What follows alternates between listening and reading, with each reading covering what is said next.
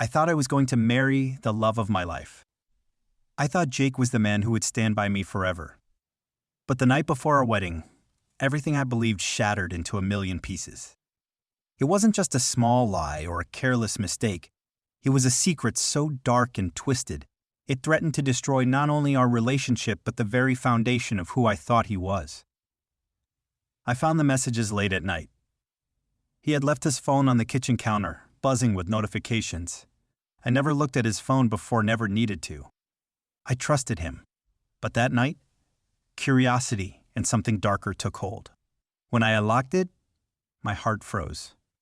There they were, texts from her. From a woman I'd never met, sending him messages full of love, plans, and promises. The kind of messages you expect between two people who are in love, not between a fiancé and a stranger. I kept scrolling, desperate to understand.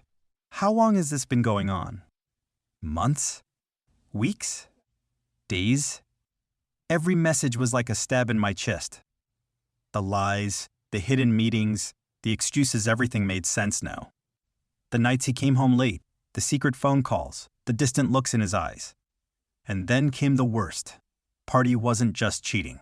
He was blaming me, saying I was too controlling, too needy, that I pushed him away. As if I was the villain in this story. For a moment I just sat there, trembling. I wanted to scream at him, to throw everything at him, but I couldn't move. I felt trapped in a nightmare I never wanted to wake up from. The next day was supposed to be the happiest day of our lives, our wedding day, the day I was going to say I do and start a new chapter with him. But now, I have a secret, a truth that could ruin everything. I could keep it hidden, pretend everything was fine, and hope it all went away. Or I could stand up for myself. Show everyone who Jake really was, the man who cheated and then blamed me for his betrayal. I knew what I had to do. Because sometimes the people we love the most are the ones who hurt us the deepest. And sometimes, the only way to heal is to burn it all down. My name is Sara, and for the past 4 years, Jake and I had what everyone called a fairy tale relationship. I was the girl who fell head over heels for the charming guy with a killer smile and a heart that, I believed, was all mine. We met during our last year of college at a coffee shop tucked away in a quiet corner of campus. I was fumbling through my notes, stressed over finals, and he was the confident guy who bumped into me, literally spilling his coffee on my book. Instead of being angry, I laughed. That moment, as silly as it sounds, was the start of everything. Jake was different. He was spontaneous, adventurous, and had this way of making everyone around him feel special. Our first date was under the stars at a small music festival. I remember looking at him and thinking, this is the person I want beside me forever. Over the years, our bond grew stronger. We moved in together after graduation, shared our dreams, and built a life I thought was unbreakable. Every weekend, we had our little traditions: brunch on Sundays, movie nights, and long drives with no destination. He was my best friend, my rock. When I lost my job last year, he was there, supporting me without hesitation. When my mom got sick, Jake stayed up all night with me, comforting me when the world felt like it was falling apart. People admired us. They'd say, "You two are made for each other." Sometimes, I'd look at Jake and believe it too. But beneath the smiles and laughter, cracks were forming, small at first, easy to ignore. The late nights at work turned into secret phone calls. The distant looks I caught but dismissed as stress. I told myself he loved me. He wouldn't hurt me. I was wrong. Before the wedding planning started, Jake was different, distant, distracted. I asked him about it, but he brushed it off with a smile. "Just tired," he said, but I saw the lies in his eyes. I didn't want to believe it, so I pushed the doubts away. I thought love meant trusting without question. I thought it meant standing by each other through thick and thin. I never thought it meant hiding secrets or cheating behind my back. I wasn't perfect. Maybe I was a little anxious, a little needy. But I loved him with everything I had. I believed he did the same. And then came the day that changed everything, when I found out he was living a double life. It started on a quiet Wednesday evening, the kind where nothing feels out of place. Jake was in the kitchen, humming softly as he made us dinner. The apartment smelled like garlic and herbs his specialty. I was sitting on the couch, scrolling through my phone, when suddenly his phone buzzed loudly on the counter. I wasn't supposed to see it. I didn't even want to. But curiosity crept in like a shadow. The screen lit up with a message preview that stopped me cold. It wasn't his usual work text or a message from a friend. The name wasn't familiar. I felt a strange twist in my stomach, but I told myself to look away. I tried to focus on the TV, on the music in the background, anything but the glowing screen inches from my fingers. But then I saw the words. I miss you. When can we meet? My heart began to pound so loud I was sure he would hear it. I glanced up at Jake, who was humming, completely unaware. I wanted to believe it was a mistake, that maybe it was just a wrong message or something innocent. So, I didn't say anything. The next few days, the messages kept coming. Short, secretive, full of hidden meanings and promises I was never part of. Every time his phone buzzed, I felt sick. I tried to ignore it, but the questions started creeping in, clawing at my mind. Why was he hiding his phone now? Why did he flinch when I came near? Why did he suddenly spend more time away, giving vague excuses? One night, I couldn't take it anymore. He said he was going out with some friends, but something felt off. So, I followed him. My heart was pounding so hard I thought it might burst as I trailed him from a distance. He walked into a dimly lit cafe downtown. I waited across the street, barely daring to breathe. Then, I saw her. A woman I didn't know, sitting close to him, laughing at something he said. Their hands brushed casually, the kind of touch that doesn't belong to friends. I felt frozen. The world tilted, and everything I thought I knew slipped away. I left without confronting them, my mind spinning. I was drowning in questions, in disbelief. Was this really happening? Was the man I loved living a lie? That night, I stared at the ceiling, tears burning my eyes. I wanted to scream, to shout at the injustice, but all I could do was lie there, broken and confused. He still didn't know I knew. And maybe, for now, that was the only thing keeping me sane. But deep down, I knew this was just the beginning. For days after I saw them together, my mind was a battlefield. Every time Jake smiled at me, every time he held my hand or kissed my forehead, I wondered if it was all a lie. Was I imagining things? Was I being paranoid? I'm probably just overthinking, I told myself. Maybe she's just a coworker or a friend. But the texts I saw didn't say friend. They said things no friend would say. I miss you. Can't wait to see you. You're everything to me. I replayed every moment we'd shared in the last few months, searching for signs I'd missed. The late nights, the secret phone calls, the cold silences. One evening, Jake sat beside me on the couch, watching TV, and I almost broke down. Jake, can we talk? I asked, my voice trembling. He turned to me, smiling gently. Of course, what's on your mind?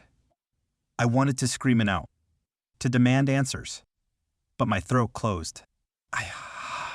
I just feel like something's changed between us, I whispered. Are you happy? His smile faltered for a second, just a flicker. Then he nodded. Yeah, I'm happy. Why? Nothing, I said quickly, forcing a smile. Later that night, I lay awake, listening to the silence between us. The weight of the secret crushed me. Was it better to confront him? To risk everything on the truth? Or was I safer pretending, holding on to the love I thought we had? I caught myself staring at his phone again, heart hammering. I wanted to believe he was innocent. I wanted to believe in us. But every time I looked at that screen, my hope slipped further away. One afternoon, I called my best friend, Emma. I don't know what to do, I confessed, voice breaking. I think Jake is cheating, but I'm scared to ask him. What if I'm wrong? Emma's voice was firm. You deserve to know the truth, Sara, no matter how hard it is. Her words gave me strength, but the fear remained. The next day, I tried to act normal. We went to the park, held hands, and laughed at silly jokes. But my heart wasn't in it. Every time his phone buzzed, I froze. My mind screamed, "Look, find out who she is." But I didn't. Not yet. Instead, I waited. Watched. Wondered. And then, the messages got worse. Not just secret, but urgent. "We need to talk. Meet me tonight. I can't wait anymore." The words stabbed me, burning holes in my chest. I knew I had to decide confront him or stay silent. One night, I finally whispered to myself, "I can't do this anymore." Because living a lie was killing me slower than the truth ever could. The next day, I couldn't sit still. My mind was a tornado of doubt and fear.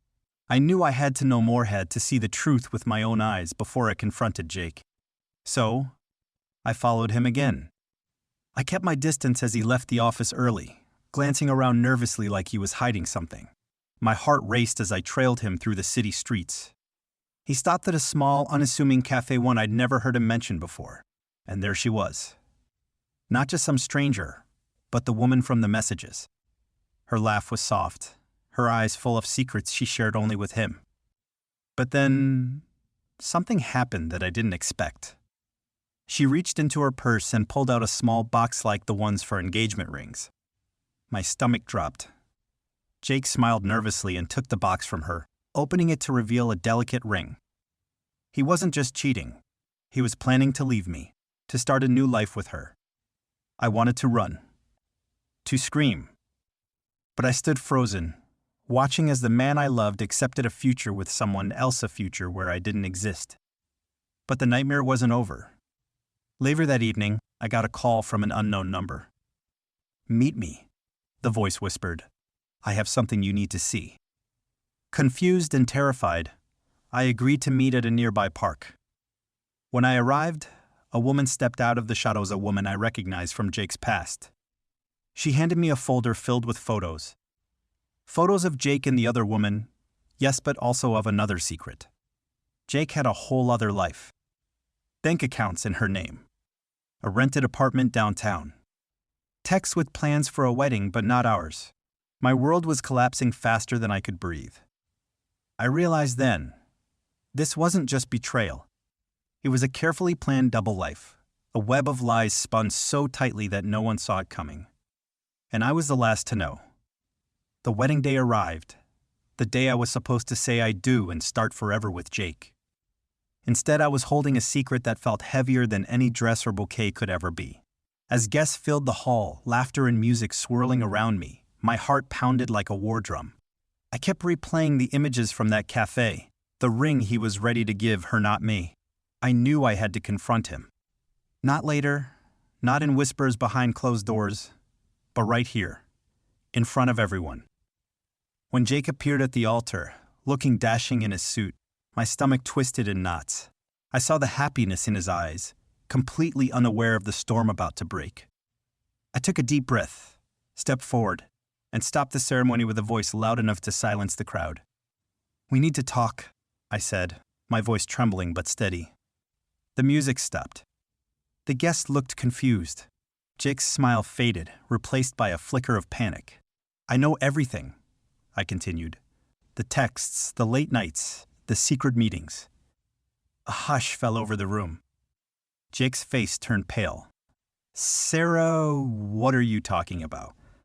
I pulled out the photos, the messages, the proof he thought I'd never find.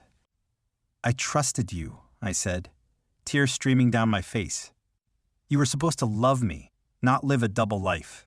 He opened his mouth to speak, but I stopped him. "I'm done pretending. You cheated.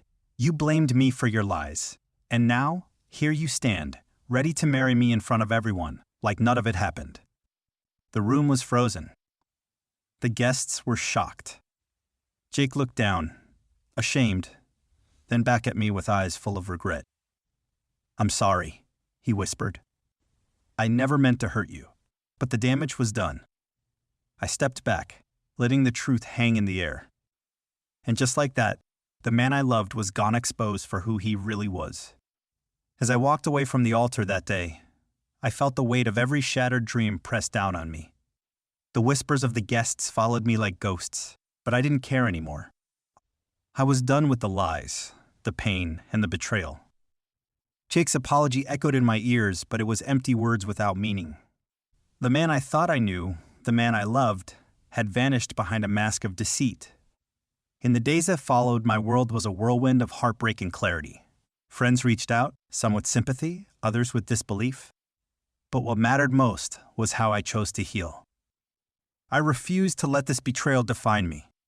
I tore down the walls of my broken heart, piece by piece, and began to rebuild.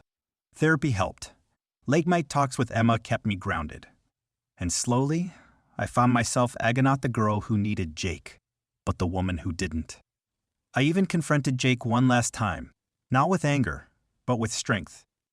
"You lost me," I told him quietly. "Not because I wasn't enough, but because you were never honest."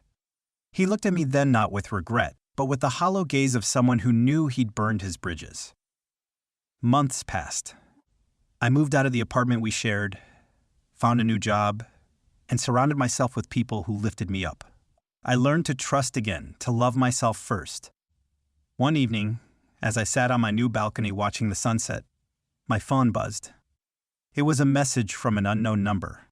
"I'm sorry for everything. Can we talk?" For a moment, my fingers hovered over the screen. The old pain tugged at me. But then I smiled softly and deleted the message. Some stories don't end with forgiveness. Some end with freedom. And mine was just beginning.